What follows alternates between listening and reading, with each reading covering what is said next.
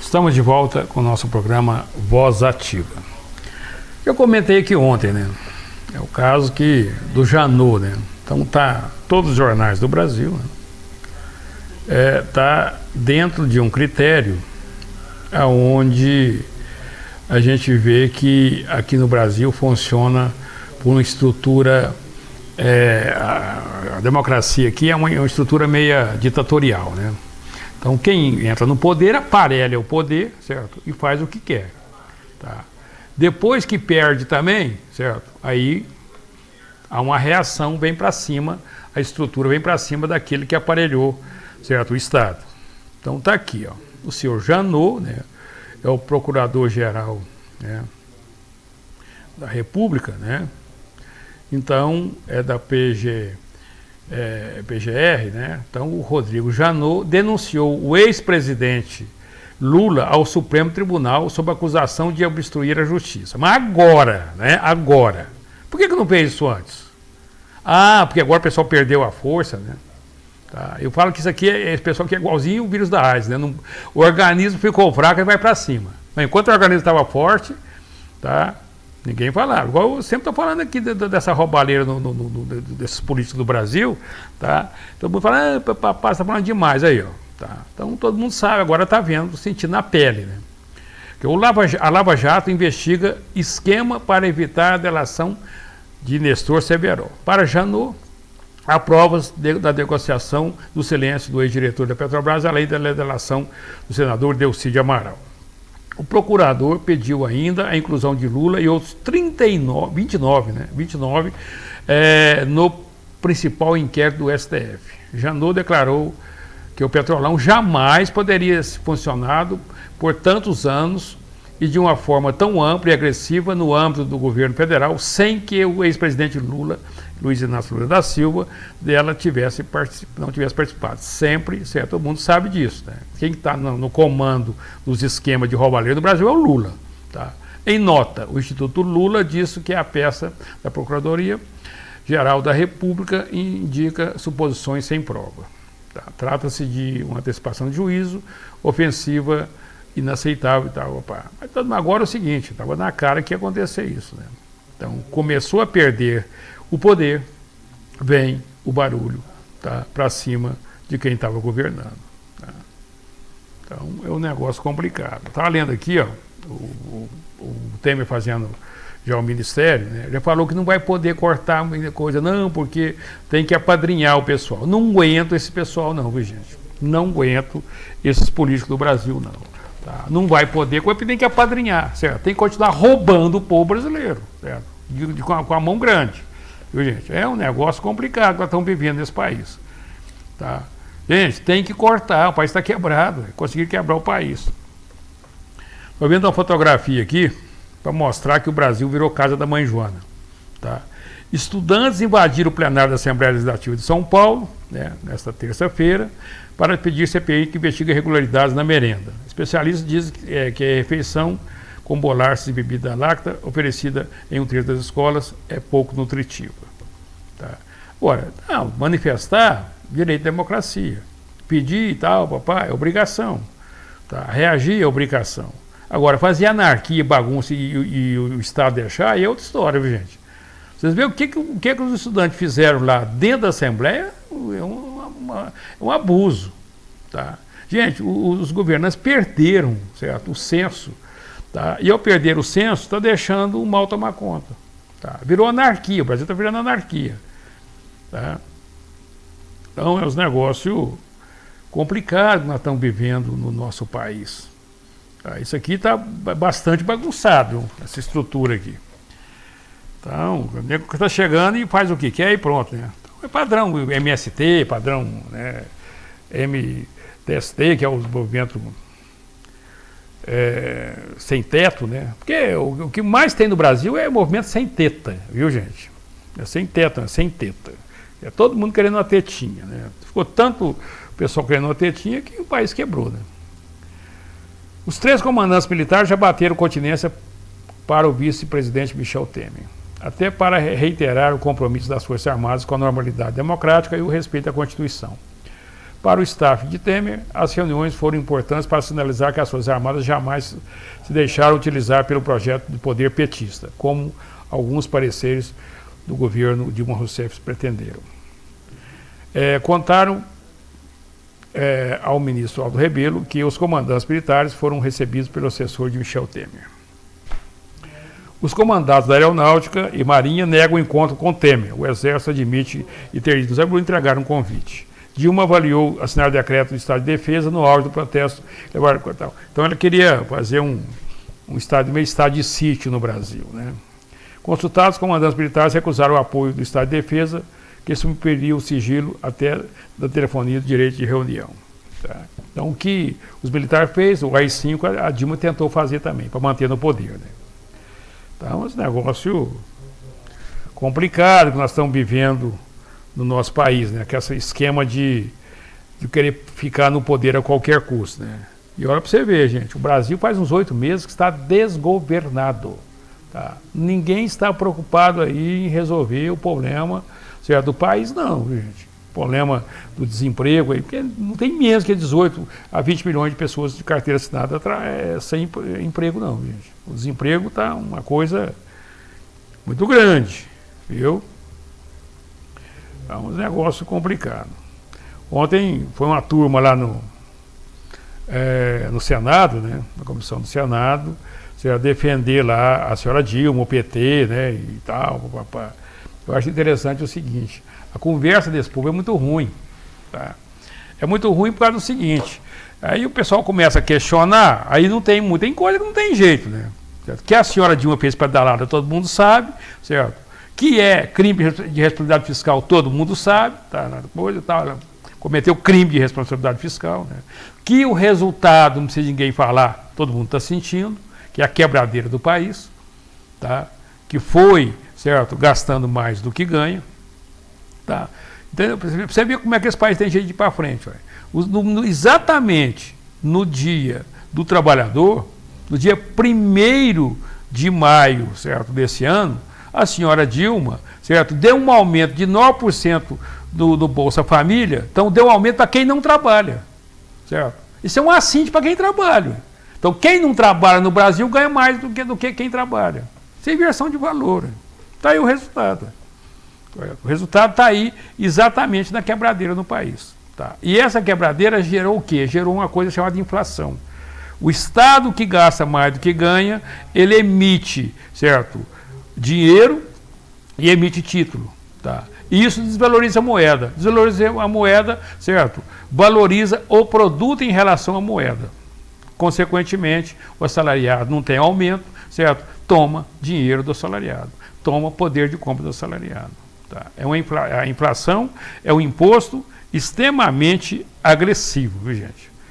Certo? Então, o advogado Laurence Lebrenet, ontem na comissão de impeachment, não foi conselheiro apenas porque fez parecer no seu papel, né, aliás, tardio, no impeachment. Fernando Collor foi a única coisa que ele fez na vida, mas por acreditar nas fantasias que expôs. Tá? Então, um negócio complicado que nós estamos vivendo, viu, gente?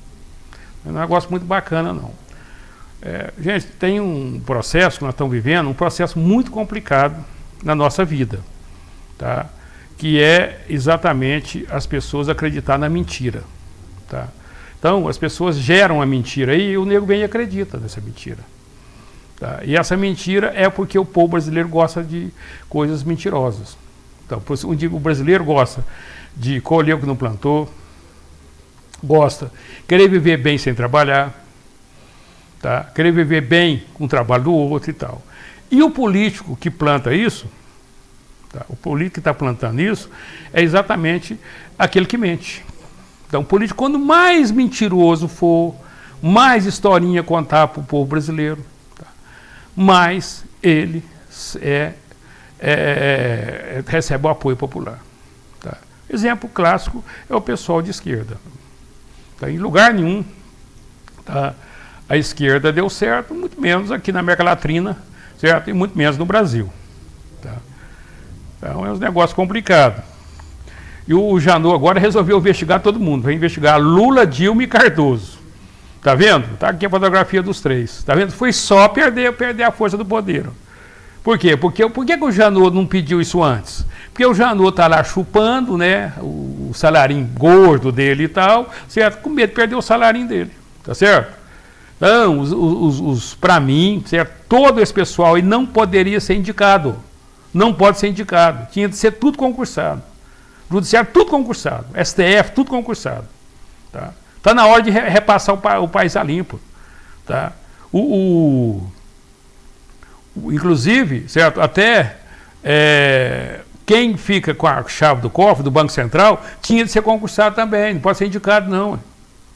Tá? Por isso que dá esse tipo de problema. É pesado de pedrada fiscal, porque o presidente lá do Banco Central, o diretor do Banco Central, simplesmente deixou acontecer. Tá? Não cobrou. E ao não cobrar é complicada a situação que nós estamos vivendo. Então, fica difícil, viu, gente, tocar um país desse jeito, com o Estado aparelhado. Né? Os defensores governistas foram ao Senado desqualificar a oposição, falar sobre economia, fantasiar sobre o imperialismo yankee e dar aula de democracia representativa aos senadores para defender Dilma. Gente, o cara na hora lá começaram a apertar ele, não, isso tudo que está acontecendo aqui é dinheiro dos Estados Unidos apondo aqui, para do pré-sal, papapá. Gente, esse pessoal tá maluco, não tem nada a ver uma coisa com a outra, não. Tá? O americano não tem essa força mais também que já teve, não, de querer dominar, não. Gente. O americano está preocupado em resolver o problema da economia deles. Depois de 2008, os Estados Unidos praticamente quebrou lá, né? Que houve aquela quebradeira de banco, a General Motors quebrou e tal, papá. O americano está preocupado, tá, em equacionar a economia dele, para não voltar àquilo que aconteceu. Tá? O presidente americano não tem muito tempo de ficar, certo, resolvendo problema do resto do mundo, não.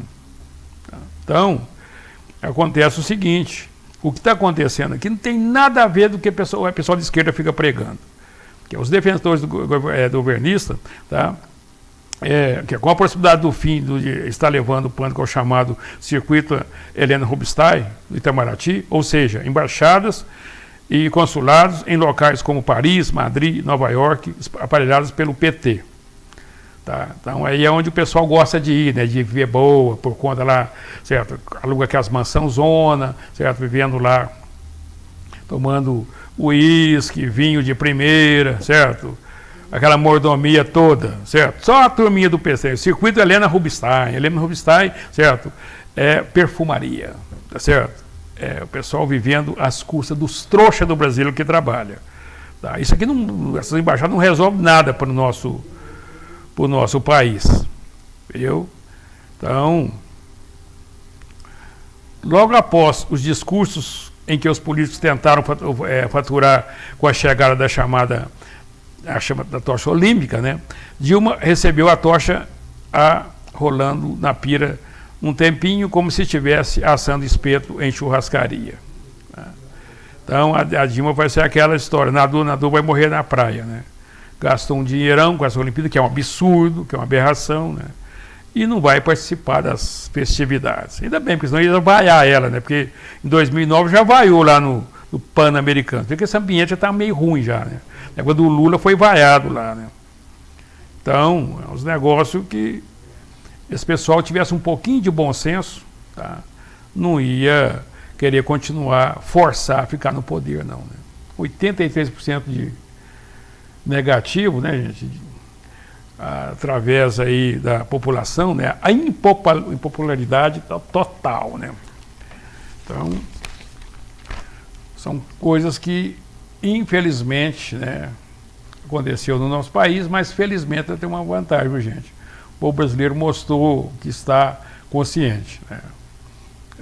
Com todo esse problema, veio para a rua, começou em 2013, certo? Fez pressão, e através da pressão popular, né? Isso aí tudo está acontecendo através da pressão popular. Tá? O governo anuncia 202,8 bilhões para o plano agrícola 2016-2017. Isso é mentira, viu, gente? Tá? Vai subir 8%, 15,18 bilhões a mais. Isso é mentira. Sabe por quê? Eles põem isso aqui, tal. Põe na jornal, tá, nossa, soltou muito dinheiro para a agricultura e tal. A hora que o produtor for lá tirar esse dinheiro, eles colocam tanto obstáculo que esse dinheiro não consegue ir para onde precisa. Tá? Você pode perguntar a qualquer produtor, eles estão pedindo a gente até aval, ué. Antigamente você podia dar a garantia da safra, a garantia certo? Agora você está querendo avalista para tirar dinheiro do crédito agrícola, tá vendo? Viabiliza, tinha uma atividade desse jeito, é um dinheiro inviabilizado, ele já nasce inviabilizado.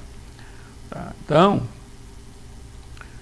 são fatores aí que os negros fazem isso somente para fazer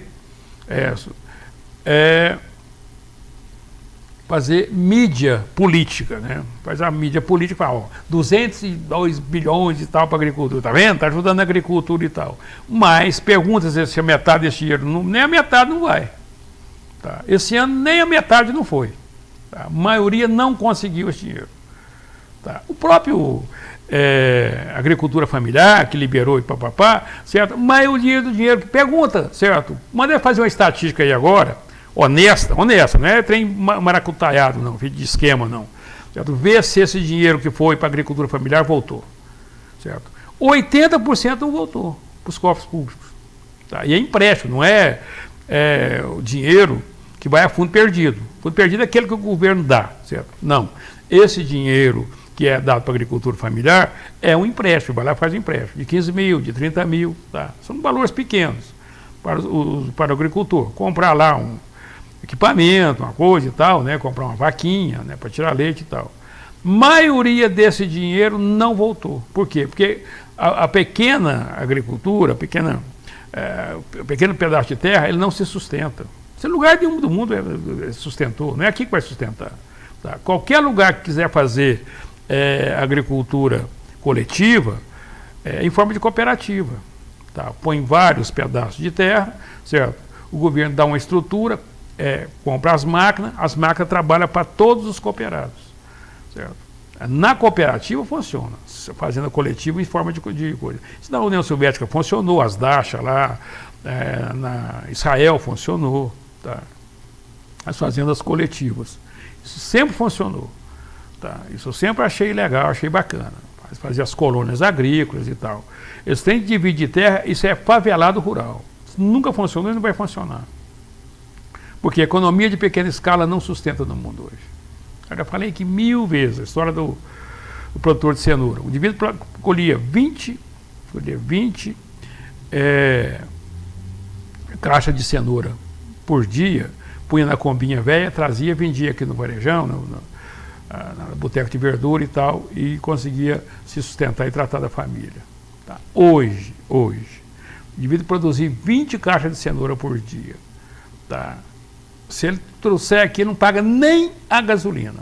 A gasolina fica mais cara de trazer a mercadoria aqui. Tá? Por quê? Porque é economia de escala. Tá? Aqui na Alta Taipava, certo? Aqui no alto da Ponte Alta, mais Santa Juliana, que é a maior produtora de cenoura do Brasil, né? Uma japonesa do Ceagespa de São Paulo, tem a fazenda de 200 alqueires aí, mais São Gotardo, que é a maior produtor de cenoura do Brasil, né? Que é para lá de Araxá, tudo aqui na região. Tá? Produz aí 100, 200 alqueires de coisa, que produz 2.000 caixas por dia. Ganha R$1 em cada caixa. R$1 em cada caixa dá R$2.000 por dia. No total da safra dá tantos R$1.000, pô, é lucrativo. Tá? Em volume. Agora, se você ganhar R$1 em cada caixa vendendo 20 caixas, é R$20, não paga gasolina. Você entendeu por que pequeno não dá para sobreviver? Tá? Se o indivíduo quiser ter uma chacrinha lá e tal, tiver um dinheirinho por fora para viver lá, tudo bem, ele paga, ele subsidia ele si próprio. Caso contrário, querer viver disso não funciona. Tanto que é a próxima produção de leite. Véio. Você vai produzir leite, produz um latão de leite. Tá? Primeira coisa, tá? O laticínio não quer seu leite. Tá? Ele não compensa buscar seu leite, buscar um latão. Tá? Um latão de leite não é inviável para o laticínio. Então, pequeno produtor, e outra coisa, paga menos. Se for pequeno produtor, o laticínio paga 90 centavos. Se for grande produtor, paga 1,10. Tá vendo? Porque não quero pequeno perto de mim. O laticínio já fala isso. Então, isto são coisas que as pessoas têm que entender. Tá? Dividir terra é dividir miséria. Dividir dificuldade e prejudicar a produção no Brasil. Infelizmente, criaram na cabeça das pessoas ilusão e as pessoas acreditaram. Tá? Isso é muito complicado, muito complexo que nós estamos vivendo hoje no nosso país, tá? Porque querendo viver de teoria, de ilusão, tá? De historinha, de varinha mágica, isto não é bom. A gente tem que ter o pé no chão, não ser nem pessimista nem otimista, ser realista. Se nós formos realistas, nós estamos com a lógica, e a lógica está bem pertinho da verdade. Porque tem duas verdades no universo, a verdade divina e a verdade humana, tá? E nós sempre carregamos a verdade humana, aquela mais interessante para a gente. E nós temos que procurar a verdade divina, que é aquela que vai trazer certo equilíbrio e harmonia a médio e longo prazo. Mas, infelizmente, pelo nosso ego, pensamos só a curto, nem a médio prazo a gente não pensa. Um abraço a todos, um beijo no coração de todos, até amanhã, se Deus quiser.